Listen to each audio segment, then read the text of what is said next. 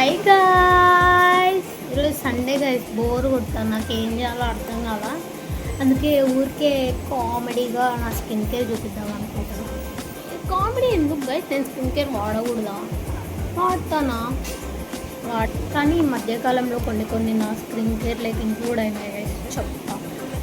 First ఏం చేస్తామంటే, రీసెంట్గా నేను కొత్త క్లెన్జర్ కొన్నాను గైస్. నేను సబ్బు వేసి బరబర రుద్దుకుంటాను. నేను క్లెన్జర్ కొనడం కాదు గైస్, వాడడం తెలియాలి, ఓకేనా?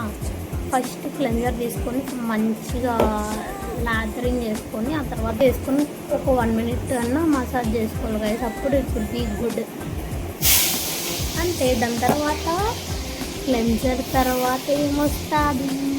This guy, who is this guy?